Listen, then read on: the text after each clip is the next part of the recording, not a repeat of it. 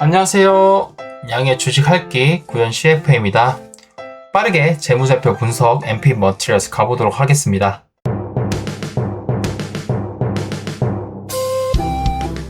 오늘 볼 기업은 MP Materials입니다. 이 회사를 단순히 히토류 광산 기업으로만 보면 2025년 매출 성장률 10.1%라는 숫자는 그렇게 특별해 보이지 않을 수 있습니다. 그런데 이 회사의 재무제표를 조금만 깊게 보면 이야기가 완전히 달라집니다. MP Materials의 숫자는 단순히 광산에서 원재료를 캐서 판 손익이 아니라 미국이 중국 중심 히토류 공급망에서 벗어나 자석 공급망을 자체적으로 구축하는 과정에서 발생하는 비용과 자산을 보여주고 있습니다. 핵심은 매출의 몸통이 바뀌고 있다는 점입니다. 2024년까지 회사의 중심인 Rare Earth Concentrate, 즉 히토류 정광 매출은 2024년 약 1억 4,436만 달러에서 2025년 4,199만 달러로 약 70.9% 감소했습니다. 반대로 NdPr Oxide and Metal, 즉 네오디뮴, 프라세오디뮴 산화물과 금속 매출은 5,776만 달러에서 1억 1,513만 달러로 약 99.3% 증가했습니다.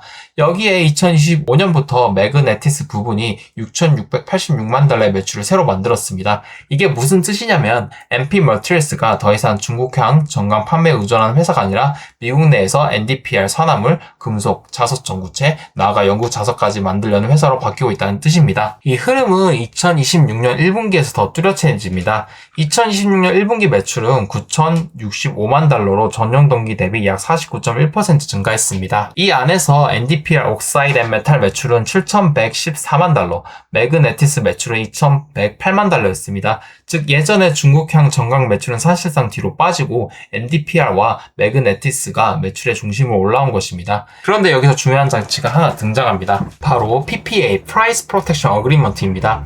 MP Materials는 다우와의 계약을 통해 NdPr 제품에 대해 키로당 110달러 가격 하한을 확보했습니다. 쉽게 말하면 시장 가격이 일정 수준보다 낮아지면 다우가 차익을 보전해주는 구조입니다. 2025년 PPA 인컴은 5,102만 달러, 매출 대비 22.7%였습니다. 2026년 1분기에는 PPA 인컴이 4,227만 달러, 매출 대비 46.6%까지 올라왔습니다. 이 숫자는 굉장히 중요합니다. 왜냐하면 MP Materials의 손익 개선이 단순히 원가 경쟁력만으로 만들어진 것인지 아니면 PPA라는 가격 안정장치가 손익의 바닥을 받쳐준 것인지 구분해야 하기 때문입니다. 실제로 2025년 MP Materials는 여전히 적자 기업입니다. 2025년 매출은 2억 2,444만 달러, 영업 손실은 1억 4,937만 달러였습니다.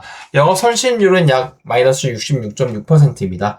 2024년 영업 손실률 마이너스 83.1%보다는 좋아졌지만 아직 완성된 수익성 기업이라고 보기는 어렵습니다. 더 냉정하게 보면 2025년 PPA 인컴 5,102만 달러가 없었다면 영업 손실률은 약 마이너스 89% 수준까지 악화됐을 수 있습니다. 그래서 이 회사를 볼 때 중요한 질문은 이것입니다. 원가가 진짜 낮아지고 있는가 아니면 PPA가 손익의 비듬을 메우고 있는가? 원가 구조를 보면 아직 답은 섞여 있습니다. 2025년 Cost of Sales excluding DDA, 즉 감가상각 등을 제외한 매출 원가는 매출 대비 85.9%였습니다. 2024년 94.5%보다는 좋아졌지만 여전히 매출 대부분이 제조 원가로 소모되는 구조입니다. 여기에 감가상각, 고갈, 상각비는 매출 대비 39.8%, 판관비는 매출 대비 49.9%였습니다. 이 말은 MP Materials가 지금 돈을 많이 쓰고 있다는 뜻입니다. 그런데 그 비용이 단순 낭비라기보다는 매그네티스 사업을 키우기 위한 설비, 인력, 공정 투자라는 성격이 강합니다. 2026년 1분기에는 개선 신호도 보입니다. 영업 손실률은 전년 동기 마이너스 57.2%에서 마이너스 26.6%로 개선됐고 순손실률도 마이너스 37.2%에서 마이너스 8.8%로 줄었습니다. 하지만 같은 기간 매출 원가도 빠르게 늘었고 감가상각 부담도 증가했습니다. 회사는 SG&A 증가의 주된 이유가 다운스트림 익스펜션, 즉 다운스트림 확장을 지원하기 위한 인력 증가 때문이라고 설명했습니다. 이제 여기서 자연스럽게 봐야 할 숫자가 있습니다. 바로 재고와 계약 부채입니다. 2025년 말 MP Materials 총 재고는 2억 5,210만 달러였습니다. 매출 대비로는 112%를 넘었고요. 보통 재고가 이렇게 크면 안 팔린 제품이 쌓이는 것이 아닌가라는 의심을 해야 합니다. 그런데 2026년 1분기 탱큐를 보면 조금 다르게 읽힙니다. 총 재고는 2억 6,565만 달러로 2025년 말보다 약 5.4% 증가했지만 완제품은 줄었고 비유동 재고와 스탁파일 성격 재고가 늘었습니다. 즉 이 재고는 단순히 안 팔린 완제품이라기보다는 중국향 정광 판매를 줄이고 NdPr, 매그네티스 생산으로 넘어가기 위한 생산 준비 자산에 더 가깝습니다. 다만 재고가 안전하다고 말하기에는 아직 이릅니다. 2026년 1분기 매출 원가 기준으로 보면 총 재고는 분기 매출 원가의 약 358% 수준입니다. 평균 평균 재고 기준 회전일수도 약 318일 수준으로 계산됩니다. 결국 이 재고가 실제 매출로 빨리 바뀌지 않으면 손익계산서보다 현금 흐름표에서 먼저 부담으로 나타날 수 있습니다. 그 부담을 완충해주던 항목이 바로 계약부채입니다. 2025년 말 계약부채는 약 1억 5,819만 달러로 매출 대비 70%를 넘었습니다.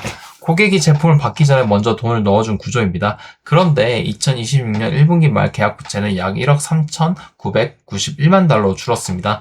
이걸 무조건 나쁘게 보면 안 됩니다. 줄어든 이유 중 하나가 GM 선급금이 실제 매그네티스 매출로 전환되었기 때문입니다. 문제는 그 다음입니다. 계약 부채가 매출로 전환되는 건 좋지만 신규 선급금이 계속 보충되지 않으면 미래 매출 가시성은 줄어들 수 있습니다. 그래서 앞으로는 계약 부채가 단순히 줄었는지가 아니라 줄어드는 동시에 새로 채워진지를 봐야 합니다. 이 흐름은 자연스럽게 캐펙스로 이어집니다. 계약 부채가 매출로 풀리고 재고가 생산 준비 자산이라면 결국 질문 하나입니다. 이 설비 투자가 실제 매출과 현금 흐름으로 회수될 수 있는가? 2026년 1분기 투자 활동 현금 유출은 전년 동기 대비 크게 증가했고 유형자산 취득도 전년 동기 대비 4,690만 달러 증가했습니다.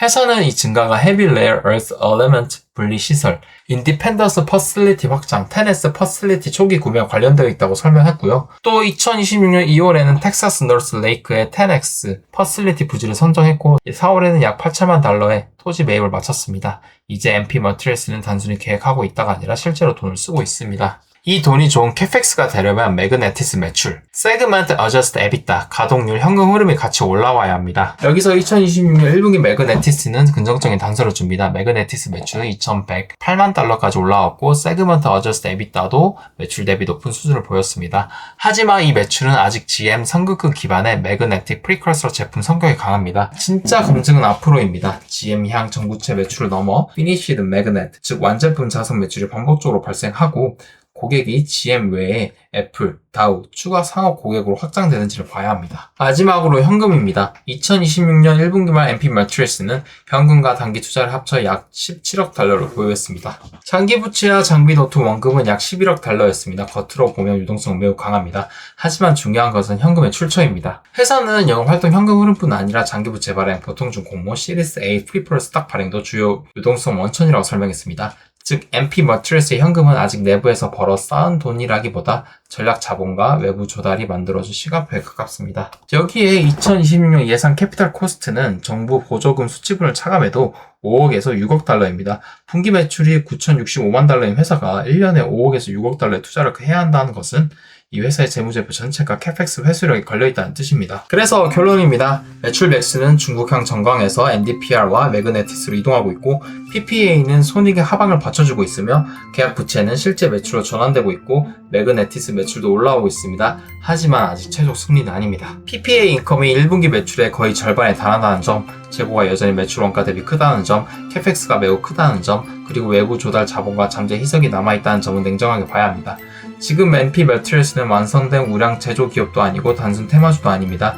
가장 정확한 위치는 정책, 고객, 자본시장이 먼저 시간을 사준 공급망 전환 기업입니다. 앞으로 이 회사를 볼 때 핵심 체크포인트는 5가지입니다. 첫째, PPA를 제외해도 원가율이 내려가는지.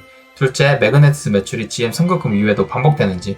셋째, 계약 부채가 소진만 되는 것이 아니라 새로 보충되는지. 넷째, 캐펙스가 매출과 현금 흐름으로 회수되는지. 다섯째, 주식 희석보다 사업 성장 속도가 더 빠른지.